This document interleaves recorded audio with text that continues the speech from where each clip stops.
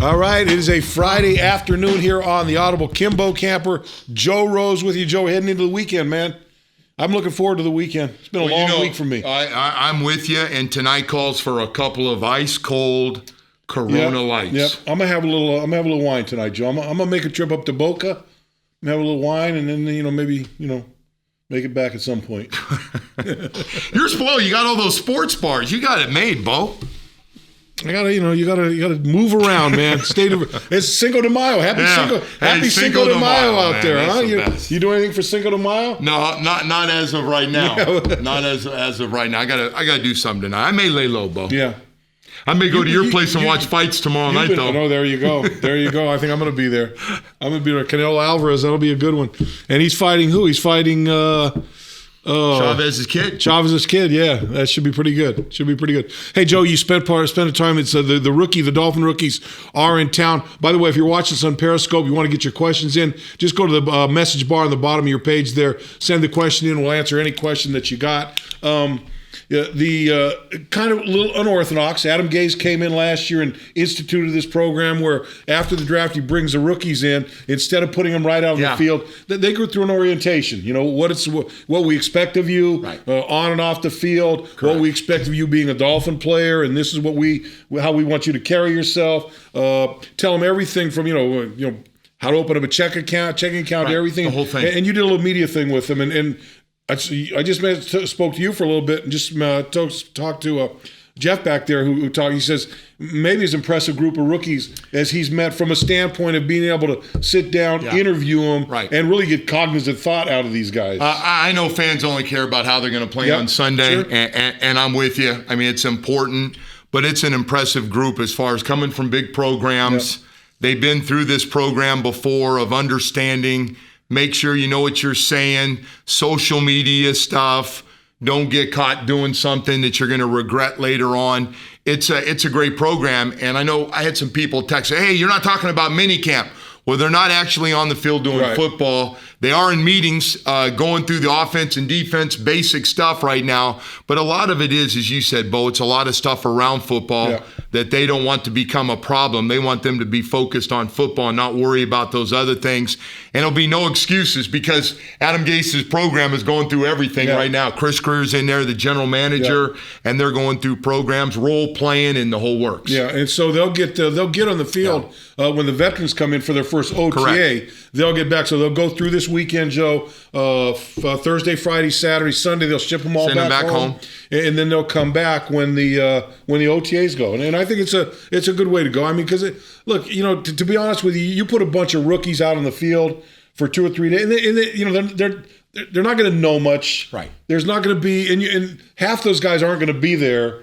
What kind of shape they in? They haven't done anything the last couple of weeks. Have been finally pro days are over. Exactly, and the Indy Combine's done. So now it's time to, let's get them. There's plenty of time to get back in shape now when they come back. Yeah, so it's so good stuff. Joe, we haven't talked since the draft ended, you and I, and I've had other guys in here, obviously, and talked to them, and I don't know how you feel. I kind of feel that I look at this draft and, nothing, no one's up there ringing the bell for this draft. Right. Because there's not that guy that jumps out and says, whoa, we got that guy. And the sexy guy that everybody knew about. But you've got you've checked off every box that this team wanted to check off going into the draft. You got your defensive end. You got your linebacker. You got 2 defensive tackles. You got a guard. You got a cornerback. You got a wide receiver. And so now it's just to see, can these guys play at this level? Can they transfer what they did in college over to the professional level and get to where we want to be? But how do you feel about the group as a whole? And certainly after you had a chance to go in and talk to some of these guys. I like this group. They're all big school guys, first of all, so they played against good competition.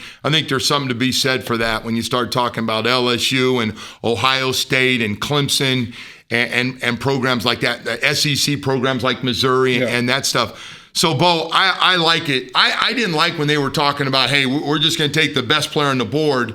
No, they took the best player at the positions they needed. I just can't wait. And whether they start, Bo, and everybody in South Florida making a big deal about whether they start, I'm not worried about the word start as in first play.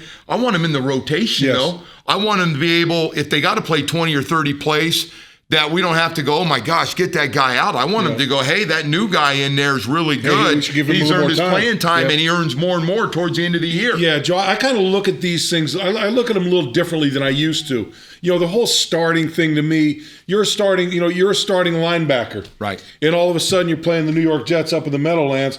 They come out and 4 wide. There goes that linebacker off the field. He ain't a starter anymore at that point. Right. So to me, I've kind of gotten the point, and I think most fans should really start kind of looking at it this way, not so much about who's starting. Obviously, look at who's producing when they're playing. But more importantly, I think start judging guys by the number of plays they play. Guy didn't start, but he ended up playing, 58 plays in a game. Well, that tells you that guy's doing something right and he's out on the field. And I think with this class, Joe, I think that's kind of what I'm looking at. You certainly like to see a couple guys be able to step in and be starters for you in those positions of need. Right. Certainly that linebacker spot, you love to see a guy come in and really make some headway and start it. Right. And that offensive guard position, maybe. Other than that, I think the guys can just get in the rotation, like you said. And to me, it comes down to how much do they play, whether it's special teams, offense, defense, whatever. Give me 35 to 50 plays, and we're good to go. We got 3 rookies. One a defensive end. It was picked 1 overall and 2 defensive tackles.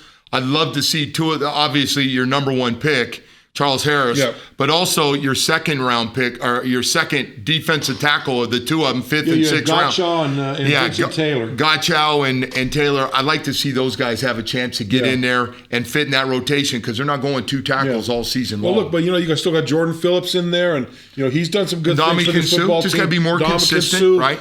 But those guys got to get in there. One of those guys has to become a rotational player for you. Well, one of those 2 defensive tackles. One disappointment I thought last year, it looked like during preseason, the back end of the roster, the way they were playing preseason wasn't good. Yeah. And I went, the backside of this roster is not going to be good. It wasn't. Yeah. It wasn't good enough. That's got to get stronger. Yeah. I think that's what we're going to see. We're going to see these guys, these draft picks, Bo, really add a lot to the back end. Well, Joe, isn't it a good situation? I think as you watch this franchise moving in the right direction, isn't it a good situation when you can go through a draft and say, hey, you know what? If we get a starter out of this, that'd be nice, but we really don't need a starter. We're in pretty good shape. Let's get these guys in. Right. Let's get them for backups and and get depth and do all the things that they talk about when they drafted these guys. Now, look, it's a bonus if you get 1 or 2 starters out of here, but you look back a few years ago and geez, man, we need to get like 5 starters out of this. No, you knew that was never going to happen. I said it every year. It never happened. Yeah. No doubt. Hey, Bo. One other thing about this draft class, they're going to play a ton of football in the preseason. Yeah. It's a great opportunity for draft picks and some key rookie free agents that they like to get a chance to play a lot of football. And I think, Bo, you start talking about playing more than a game and a half of plays during those 4 preseason games. Man, Bo, you can really speed up the process and get in there and get more playing time in September. Joe, I did a deal the other night. Mike Tannenbaum was there, and we talked a lot about these players that they drafted and where they came from. The Ohio States, the LSU, Clemson, Missouri, guys that have played in big games, big moments, big situations, big pressure situations. Right. And I'm happy to see it because, Joe, I came from a smaller school. And I kind of fought that through my whole career, learning how to watch film, which I never really got that great at, but doing different things. I always felt like I was behind those guys that came in from the bigger programs. Well, I'll tell you what, I sense today with this group of rookies, there's some guys with a little chip on their shoulder. Yeah. Respectful. They got to play with these veteran guys, but they want to show everybody they can play and want to earn that jersey. Yeah. Well, the other thing, Joe, is I remember talking to the kid from Miami, offensive lineman. He's the head of the Players Association now. Yeah, Winston, Eric Winston. Eric Winston. And I remember Eric, I think he was a 3rd-round pick, right? Yes, he was. And I think there was some thought we had him on when we were doing the Miccosukee show.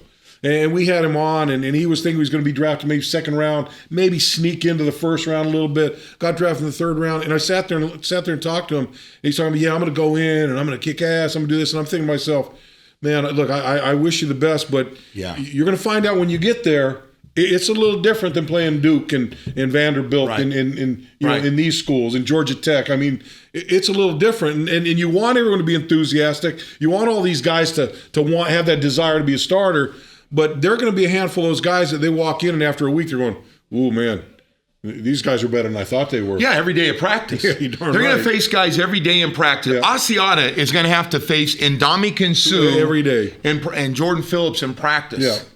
It's going to be a little different than playing against Cal. Yeah, no doubt. And Oregon State. Yeah, no doubt. It's like you say, you saw all the time. These guys, most of the teams they play maybe have one guy going to the NFL, and that's it. Some of them have no guys that make it to the NFL. Now you go to an NFL team where, oh, by the way, everybody's in the NFL there. No, and then it's psychologically. One of my first days, you don't remember, but you were still playing outside linebacker, and I went into you as a real crappy blocker that I was, and I got thrown. You threw me, and I remember getting up with grass in my face, saying to myself, I ain't going to make it very long. And then they moved you to defensive end, and nobody was happier than I was, Bo, when you played defensive end. Look, I remember coming in, my first practice with the Dolphins, in first full pad practice, I'd come from the college all-star game, so I'd missed like 3 weeks of training camp. It was just the way it was. So I came in, I'll never forget my first play. Bob Greasy's at quarterback. I think Merck was still here before they traded him, I think a couple days later. Merck was still here. It was Kuchenberg. It was Langer. It was Larry Little. It was Wayne Moore. It was all those guys. They still had that Super Bowl offensive line. Still had that whole offensive line. Bob Greasy's a quarterback. And I come running down the field because I got there late because we flew. So I came out in the field, got my uniform on, trying to get everything, the first time I'd put my pads on with this team, and I go up to Bill Arnsbar. He says, "You ready to go?" I said, "Yeah." He goes, "Go in and play cover one." I go, "Coach, what's cover one?" He says, "Well, look, I'm going to tell you what." He says, "If they show pass, you settle into the short zone. And if they show run, you play run." I go, "Okay." And sure enough, so Bob Greasy drops back, and I drop out a little bit, and I kind of settle back there. Probably the first time I've ever been in coverage in my life. I kind of settle out there like this. And all of a sudden, I see Merck kind of bow out a little bit, and all of a sudden, I see Cooch, I see Langer, you saw a screen. I see Larry Little, and I go, "Oh, here we go!" And coming right up, and Bob Kuchenberg hit me with the crown of his helmet right under my chin. First thing that hit the ground was the back of my head. Oh. He may have stepped on my chest too. And I'm laying there like this. Merck's running down the field, and Arnsey runs over and looks at me and says, "Son, in this league, you better get your head on a swivel."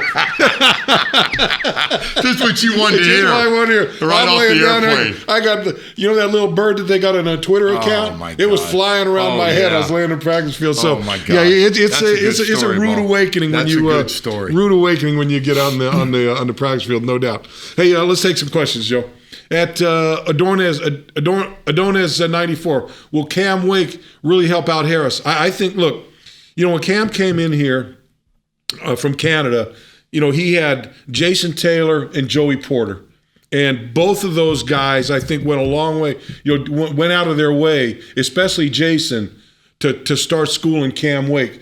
You don't forget those things. Yeah. And I know Cam Wake, this kid, he'll put him under his arm, and he'll do anything he can do to help Charles Harris. I take it on the other side of that because I'm not worried about Cam Wake. Rookies got to want to reach out and ask questions. And, hey, Cam, saw some of the stuff you do with that low-speed rush down low, something I'm interested in. See how you use your leverage. Mm-hmm. You go and ask a guy like that, like, "Hey, God, that's amazing how you do that. I was watching tape from last year." They like that. They'll stay. They'll help you. Hey, Cam Wake's had a great career. Yep. He knows what the situation is. I think he wants to help. And Cam wants to go to the playoffs. First of all, you know if a guy's sincere. If a guy comes up to you and says, "Hey, man, I saw you do this, and, man, I've never done it. How can you show me how to do that?" You know that, or the guy that's bullshitting too. Comes up to you, he's yanking your chain. I've had guys that didn't give me the time of day. I'm not going to give you the time of day because I know you're just jerking me around. But if anybody really, that's one of the amazing things about coming to the NFL that I saw, Joe, was the willingness of veterans. Yeah. Guys that you're trying to take their jobs, willing to turn around in that line and help you out to be a better football player. Right. Kind of check you out, see if you can play a little bit early in camp and going, all right, the kid, because they'll know right away, they'll go, can't play. The vets will be saying, he can't play. He got a long way to go if he plays. Yeah. And so, but once they see it and they see you do it in preseason and they're watching tape and the vets aren't playing a lot, going, That kid's getting better and better. It's pretty good. They know he can help it in the big picture.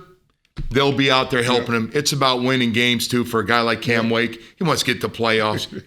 Every time I think of training camp, I think of Don Strock. I think of Don Strock, and it makes me laugh every time I think about it. Because Don was always the third-string quarterback. Right. Remember, he was always the third-string quarterback. Except when Willie was here, he was the second-string quarterback. But it was always Grease. It was Earl. When I came in, it was Grease, it was Earl, and it was Stroke. Right. Stroke was the 13th. Then it was David Woodley, and Don Strock cleaned up a lot of that mess. Yep, no doubt. Got us there. And so I remember we'd be at training camp, preseason game, and that's when the coaches would tell you, your position coach would tell, hey, look, you're going to play 2 series, or you're going to play the first quarter, or whatever, and you're playing with this group or whatever. So you've kind of found out what your night was going to be like after the pregame meal. And I would always make sure I walk out of the room with Strock, because he's always the third string guy. And he'd walk out of that room and he'd have that look on his face, because he knew he was going to play like the second half, the whole second half of the game. And he'd have that cigarette, he'd light that cigarette in his mouth. Jesus Christ. You see those freaking misfits I got to line up against it. I'll be lucky if I survived. I'll be lucky if I live till tomorrow. I lined up in that huddle with him sometimes in preseason. And you could see he's looking around with that look going, how quick can I... Shit, what did I get into? Joe, cut that route off real quick so I can get, he would say that. Like, hey, well, we got to get rid of the ball while you're in here. I'm coming to you. So whatever happens, get open and I'll read it and we'll go there.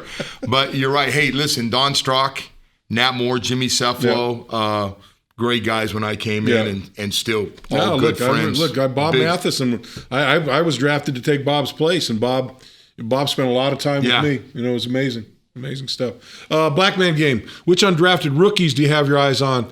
I don't, if I told you a name, I'd just be pulling a name out of the hat. I'd look at positions of need.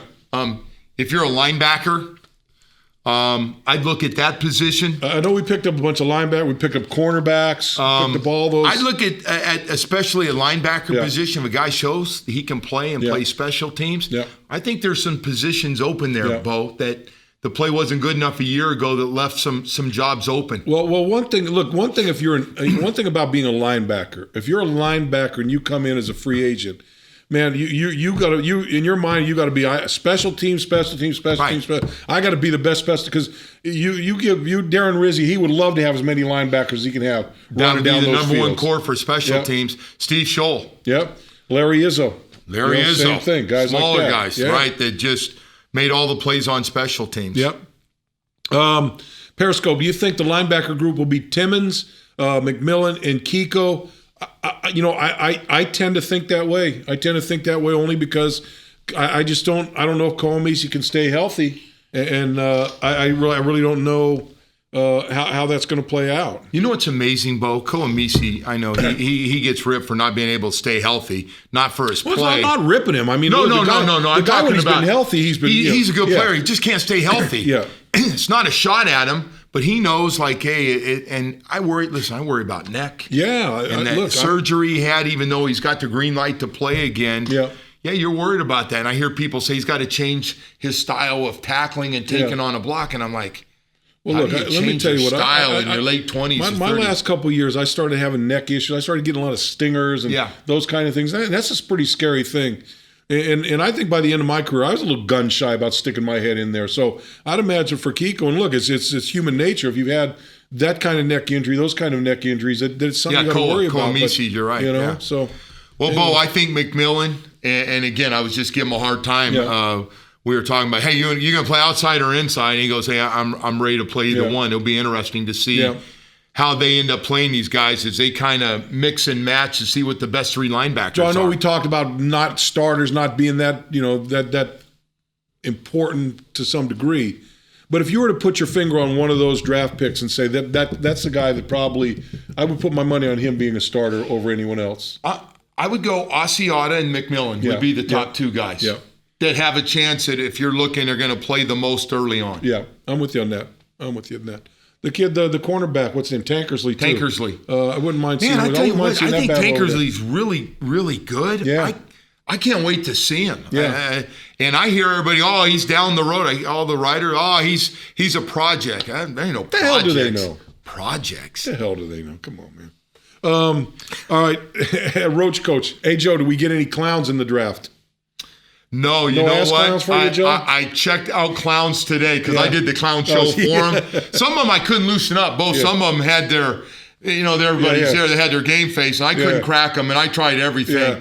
I said, hey, you got a favorite strip club? Yeah. And nothing, Bo. Right. And I wasn't. They have all been coached up. So if there's some ass clown in the group, I didn't see it. Well, again, it kind of goes back to guys coming from the Clemsons, the Ohio States, the LSUs, where they get the big-time question, where they get that, where the media attention is a little bigger than it was at San Jose State. They've gotten used to that stuff. Yeah. They've been coached up in college, been. and they got another dose. The other thing is for everybody, and you're right, it's not San Jose State and Berkeley in the 70s or 1980.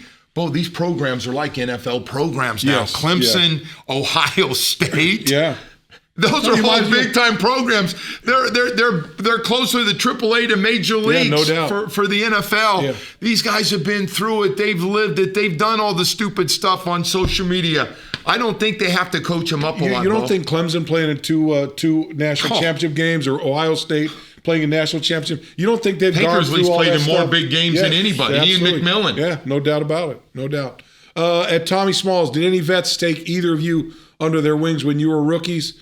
I tell you, there are a lot of guys with me. I would say that, talk about Bob Matheson. He kind of took me under his wing. Steve Toll was my roommate. He helped me out. There are a lot of guys that helped out. I think right off the bat, and a guy I have a great relationship is Jimmy Cefalo was great. I got ripped by a veteran one day for whiffing on a special teams, and he came over and defended me, and that really started that. Jimmy was great. Nat Moore was always helpful to me and is still a really good friend. And Don Stroke, the best. Stroke had time for everybody. Yeah. He just understood the game, had just an unbelievable, ridiculous understanding of everything. And he understood the game.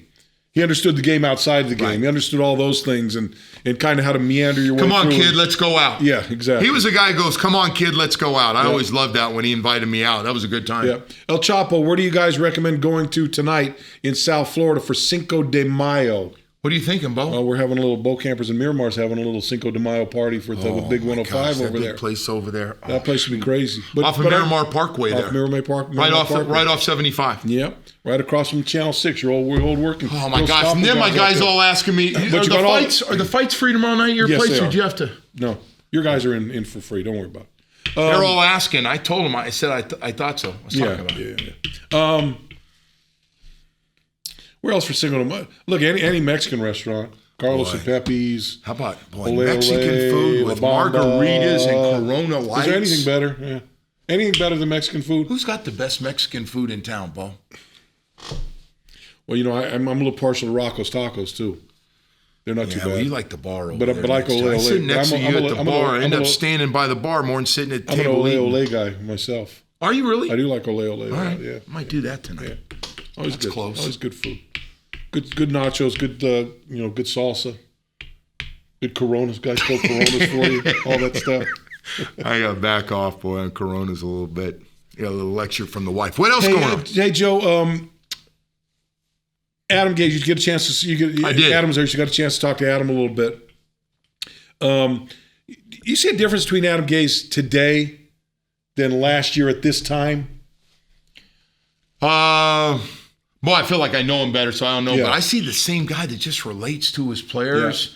Yeah. His communication skills with these guys. Guys want to play for him. They want to be here. That was the other thing, Bo. All these guys that interviewed here that came out early. Yeah. Asiata, he goes, I knew right when I got here, this is where I wanted to go. Yeah. I made it clear to everybody I wanted to be a guard for the Miami Dolphins. Yeah. Said that in front of everybody, and I was like, so I got a lot of that.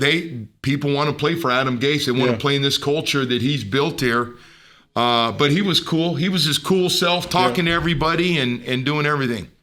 Fresh off the press. What do we got fresh off the press? Breaking news. Trey, come on over here, Trey. Read this for me. The Miami Dolphins signed 14 undrafted college free agents. If you didn't hear that, the Miami Dolphins signed 14 undrafted college free agents. Bo, I'll pass this off to you so you can read off these names. How about giving the fans a wave there, Trey? Let them know you're in town. Hey, how you doing? How you doing with the ladies? Here's when I sign off because Joe starts asking ridiculous questions. See you later. That gets him out of here every time. All right, Miami Dolphins, they announced they've signed 14 on linebacker Chase Allen. Okay. 3-year starter at Southern Illinois. All right. Punter Matt Hack, 4-year letterman at A-State. Larry Hope, a cornerback, 2-year letterman at Akron. Jason Taylor. Yeah. A Jason Taylor protege. JT play, all right.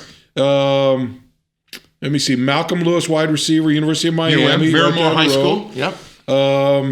Defensive end Cameron Malvo, 4-year letterman, 2-year starter at Houston. We totaled 52 career games, played in 27 starts. Defensive end Praise Martin Ogwike, 4-year letterman at Temple. Torrey McTire, cornerback. Boy, Temple had a nice at defense. UNLV, yeah, huh? Temple had a real good defense. Yeah, they had the one kid that was might win well the first round. Hassan. Yeah. Morgan. Let me see. Do you want to go through all these guys? Drew Morgan, wide receiver. Francis Uwosu, They're defensive finishing end. out their roster. Joby St. Fleur. Yeah, they're just filling out their roster with Get them all in here. I think they've got. By the way, those names could change, both. They have a couple of bad practices they can bring. They got a group of rookie free agents that haven't been signed. I think they've got 80, 88, 87 guys still got under a couple, contract. Couple open. So you can go to camp with 90. So they've got a few. They've got a few spots to fill, but these could change too, Joe. Never forget. Don't forget June. You got that June 1st. I still believe isn't there another old June 1st? Well, there's a lot of veteran guys. A lot of guys out still. there. The money's drying up. Like reality's going to kick in here. I didn't realize like Jared Odrick's still out there. Right. Jared Odrick, Dolphins first round pick for the Dolphins, went to Jacksonville, got a little payday up there, and now he's. Boy, he played great 2 years ago against the Dolphins. He had what a of a game when Jacksonville beat Miami. Yeah. I tell you I tell you, you better be on your P's and Q's in this league right now. You can't have any down. This free agency and everything. You have a down. You got a lot of veteran guys that are going. Minimum wage, whatever it is, $1 million plus or $1.5 million, a little signing bonus, whatever they get to come in. There are going to be some hungry guys. Yeah. You're right, Bo. You're not ready to go for some reason.